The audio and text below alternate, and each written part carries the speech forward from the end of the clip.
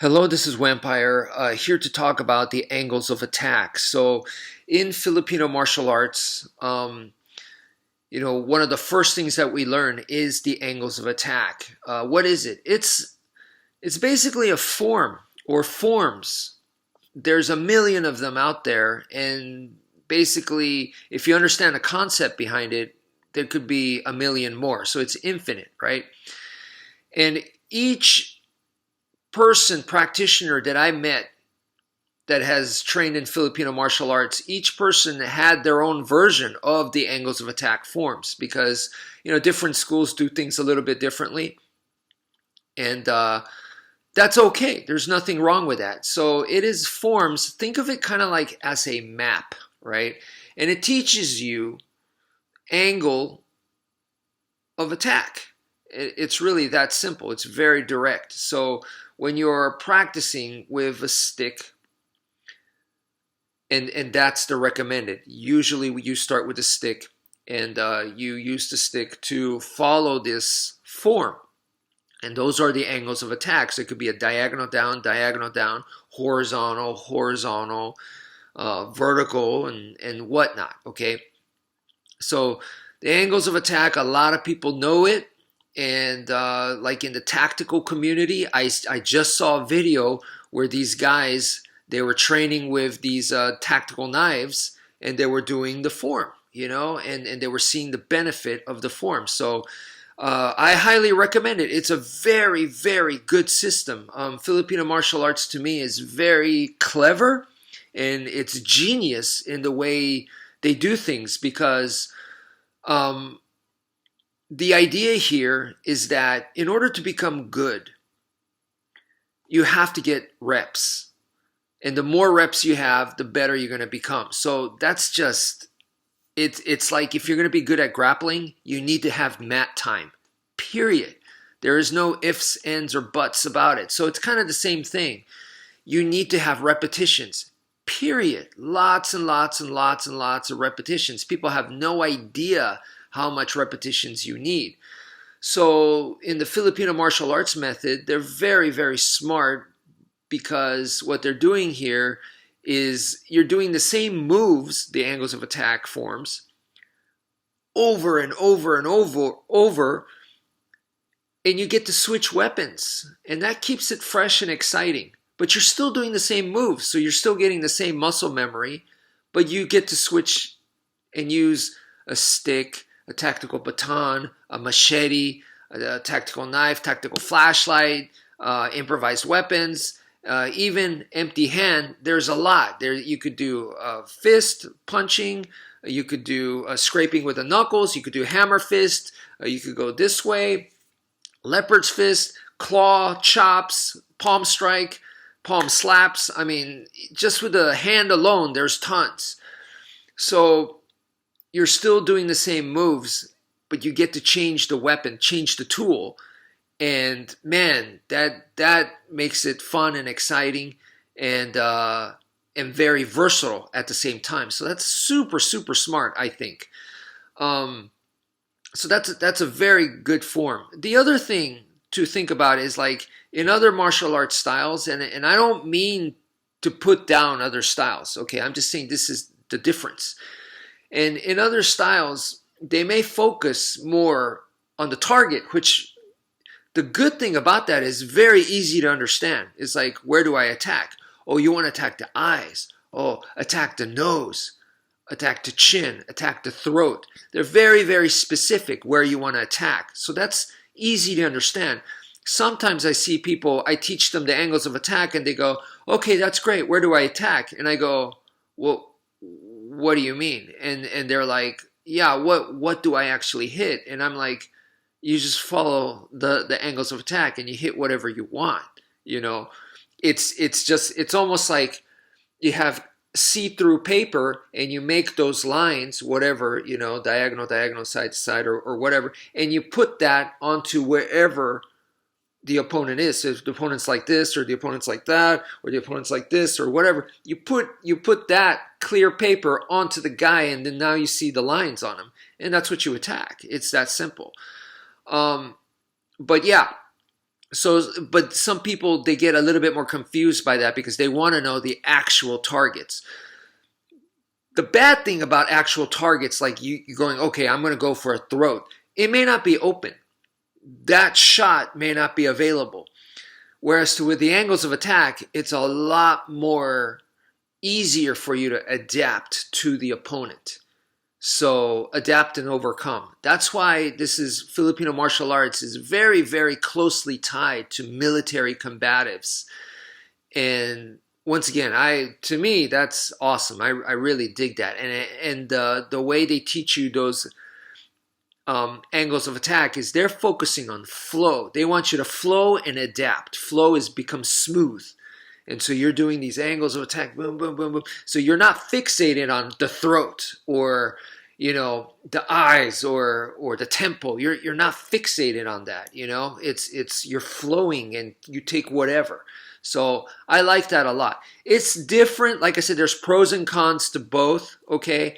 But I personally really like the adapt and overcome method. Anyway, so a lot of people understand the angles of attack, and they practice that.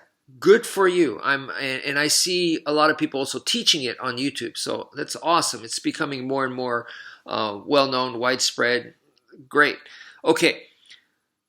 Now, how can you make it better? And that's what really this video is about. So I'm trying to explain to you guys step by step and trying to be very, very detailed and clear.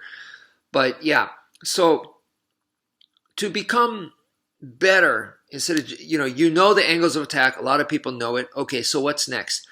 I've said to you guys, make it circular. Okay, so if you have the downwards diagonal, okay, so the choppy motion, okay, the next thing is to make it circular. So then it becomes a figure eight. See, I'm still making a downwards diagonal, but it becomes circular. So want you guys to add and make it circular. Now, the thing about circular, a lot of people misunderstand and they think it's all fancy stuff and it's showy and it's for show, right? And it's not practical or effective. And that is wrong, okay? You could do the circular stuff to be fancy and, to show off. 100% you can. But the way it was taught to me was it was taught to me for practical and effective purposes, okay? So what I'm trying to say to you is that there's both two sides to that, okay? You could do it for show or you could do it for practical, or maybe for some people you could do both, a little bit of both, because you want to do it for practical self-defense, so you're doing these circular motions, but if you make it a little fancy and a little showy, it makes it more fun and it helps you learn better. It's kind of like messing around with a balisong or a karambit where you're flipping it. It just makes training a little bit more fun and exciting. Then hey, good for you. Just know that there's a difference when you're doing it for show and when you're doing it for practical and effective. It's not the same, okay? So just know the difference.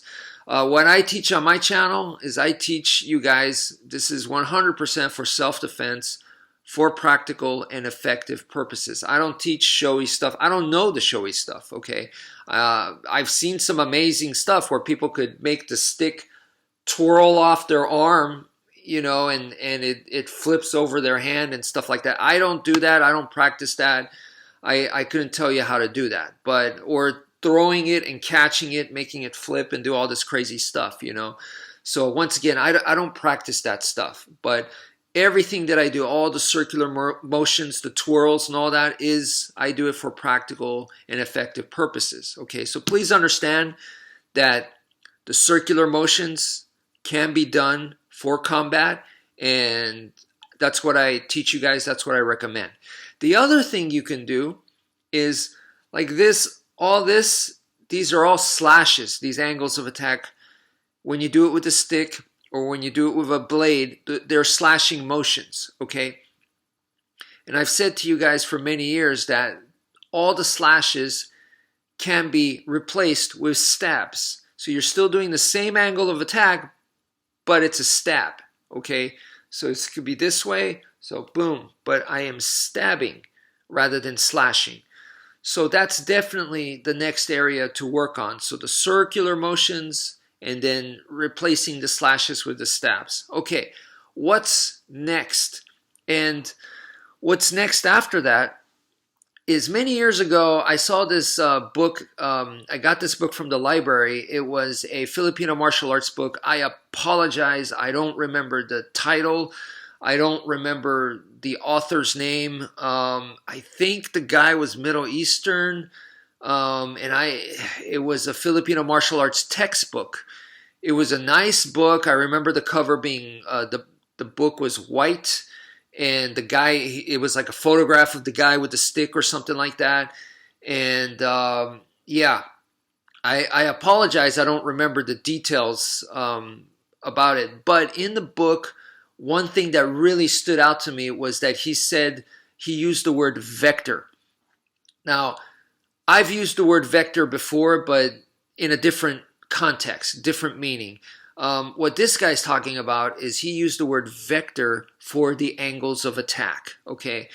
And I thought it was great. And the reason why I'm bringing him up, even though I don't remember his name in his textbook, and I apologize for that. I tried looking it up right now, and I can't find it.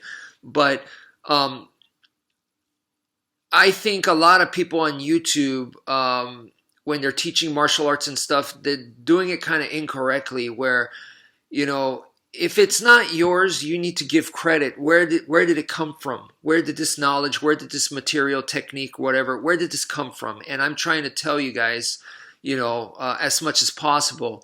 So the word vector used for the angles of attack doesn't come from me. It comes from this guy, okay? So if you find that book, please let me know. I'll tell you if it's the right book or not, you know, and yeah, I hope I could find it someday. But anyway, what he meant by vector is that like the angles of attack, okay, so that's a downwards diagonal, okay. You could do it in different ways using a vector. So you could do it with a perfect X. And by perfect X, I mean right where they cross, it's perpendicular, it's 90-degree angles. Or you can make it, boom, like this, a very, very vertical X. Or you can make it a very, very horizontal X. It's still an X, right? But you could do it in different ways. Or you can make it lopsided or whatever. So he's talking about that it's important to change that according to your opponent. And it's brilliant. He's absolutely right. I agree 100%. And to give you guys a better example, let me now go to a different group of people, the Dog Brothers, okay? And once again, I'm saying this because I don't want to sound like I came up with this. No, and I don't want to be the guy that just, I stole their stuff, okay? So I'm giving them credit. The Dog Brothers, I believe it was Crafty Dog in one of his instructional videos, he talks about doing the downwards diagonals more like this, vertical. Why? Because the human body is more vertical. So if you do it more horizontal, he feels that there's wasted space out here. So he'd rather keep it vertical. Makes sense. So that's a perfect example of using the angles of attack with the vector idea. So that's what I say to you guys. You guys need to do next is think about the vector, okay? And for me, what I did, my vector contribution there was what I call the microgrid. So the angles of attack, you're doing the angles of attack, whatever form it is. Okay, so usually you're doing it on a person, so it's almost like a size of a frame of a painting, right? So like this yay big. Well, what I'm telling you guys is the microgrid is now we're going to be doing it like this size, so it's going to be much smaller. And why is that important? And so now you're doing the angles of attack like this, 1, 2, 3, 4, 5. So it's much more compact. And the reason why I say, at first when I was learning this, it was like with the knife, it just makes more sense. Compared to the stick, it's smaller, so the motions are going to be smaller. Makes sense. But as I kept training years and years and years, I could tell you that, look, in long-range combat, right? In long-range combat, it needs to look like fencing. Okay, so when you're fighting with weapons in long range, not in medium range, not in close range, in long range only, it should look like fencing. Okay, Olympic fencing, what you see there. That's what it should look like. Empty hand-wise, long range will still be similar to that, and it should look like point fighting. So point fighting and fencing are very similar. Okay, one uses weapons, one doesn't. But that's the way it needs to look like in long range. Long range fighting should look like that. Now, if you're throwing really powerful roundhouse kicks and throwing really strong looping type of punches, that's not long range. That's medium range techniques. So that's more like Muay Thai fighting, which is Muay Thai is medium range combat minus the clinch stuff because that's close range. So what I'm trying to tell you guys, for long range, the way that you fight is going to look more like fencing. Why is that important to the microgrid that I just explained to you guys with the angles of attack?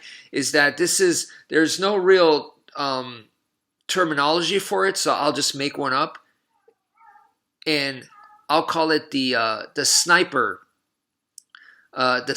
syndrome. Okay, and what I mean by that is if you're a sniper and you're shooting at a target that's way out there, okay, every small movement here will greatly affect however much you're going to miss or hit the target. Because the small movement here, by the time you imagine an imaginary line that goes all the way out to the target, it becomes huge. So the small shift over here is now, it's going to make you go way off from the target.